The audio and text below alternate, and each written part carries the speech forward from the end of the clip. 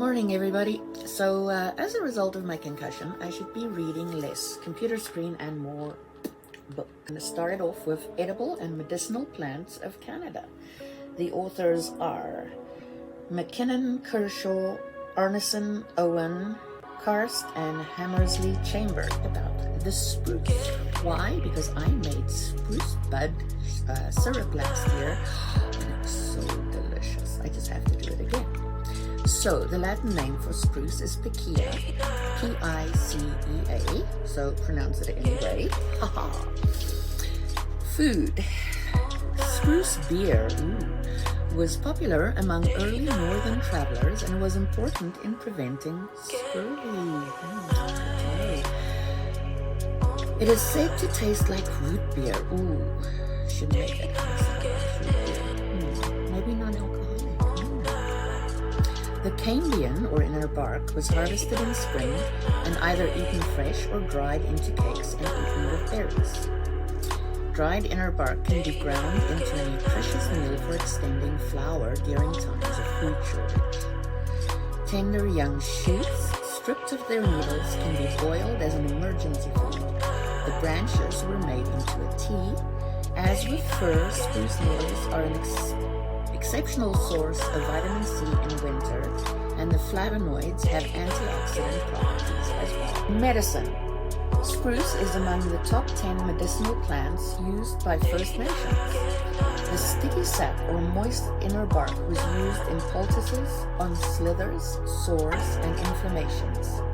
Similarly, sap mixed with a fat provides salves for treating skin infection, insect bites, chapped hands, cuts, scrapes, eczema, burns, rashes, blood poisoning, heart trouble, syphilis, and arthritic joints. That'd be me. It was also placed on the eyes for snow blindness. Melted sap was used as plaster when setting bones. Spruce gum was chewed or boiled and taken like cough syrup to relieve coughs and sore throats. Hence, the syrup made. It was also taken to help digestion, to treat gonorrhea, and as a laxative. Okay, so I guess that's if you take like loads. If you know, let me know. What is how much can I and can't I take? Okay, so let's see, where is it? Some sources recommend spruce pitch as sunscreen, but it seems rather a sticky solution, not easily removed. Well,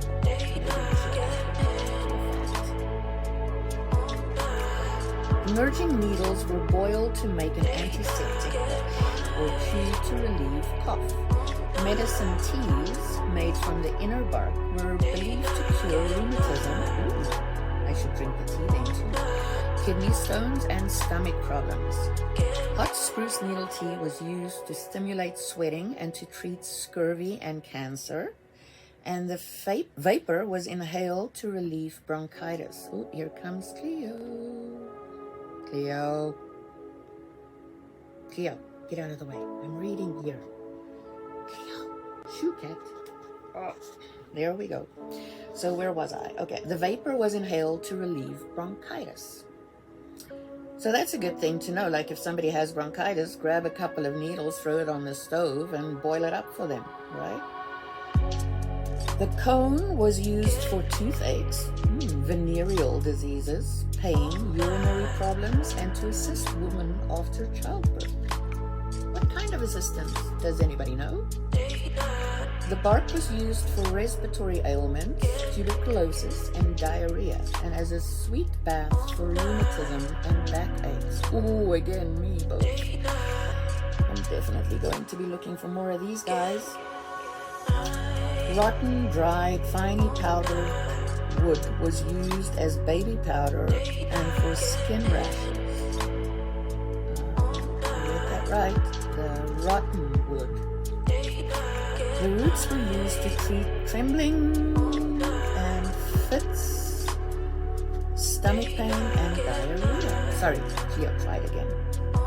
Other uses. Spruce was an exceptionally important utility plant for Aboriginal cultures. Spruce bark was sometimes used to make canoes, baskets, and utensils, and to thatch the roof of lodges. The trunks were sometimes used to make tipi poles. Lumps of hardened pitch were chewed for pleasure and to keep teeth white. Another thing I can try it for. It was applied to the ends of red cedar torches used in night fishing. Melted pitch was used to caulk canoes' seams and to stick sheets of birch bark or strands of yellow bark twine together. It was also used to preserve and waterproof strips of hide, also known as Picea, I think. Tell me if I said that wrong. In ropes, snares, harpoons, and snowshoes. Fresh and soaked spruce roots were peeled and split to make cord for stitching canoes, sewing snowshoes, baskets, tools, mats, hats, and fish nets. Split roots were also woven into watertight bags for cooking. That's good to know if you're outside and maybe stuck and you need to cook something. The roots were also used to make headgear and masks for ceremonies, trays, and buckets. Spruce wood is generally strong and uniform. The wood was used to make canoes, paddles, ribs, and gunwales for birch bark canoes, or kayak stringers, cabins, and catches. What is a catch? Fish traps, shrub brushes, arrows, digging sticks, and bark peeling tools. It's used for lumber, plywood, mine timbers, poles, and railway ties. Its long fibers, light color, and low resin content make it excellent pulp wood. Black spruce is best. Because of its resonance, Engelmann spruce wood is used to make piano sounding boards and violins. The bows were used for pillows. Again, confusion here. If anybody can explain what bows are. Bedding, camp mattresses, dog bedding, and rituals, often for purification and initiation rituals or as protection from death and illness. A yellow-brown dye can be obtained from the rotten wood and was used to dye white goods or to smoke tanned hides. Many, many, many uses. So let's see, what is its description? It's coniferous. We know coniferous are evergreen trees.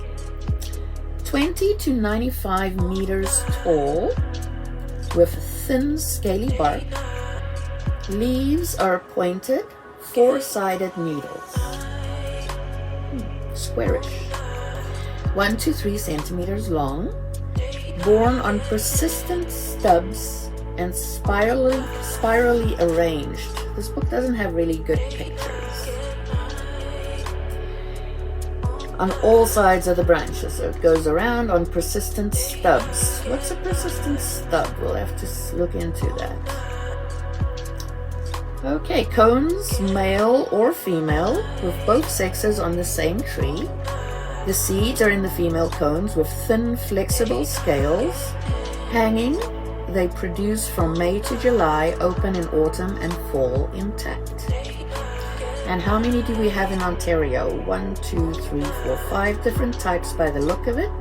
The Engelmann spruce, the white spruce, the black spruce, the red spruce, and the Sitka spruce.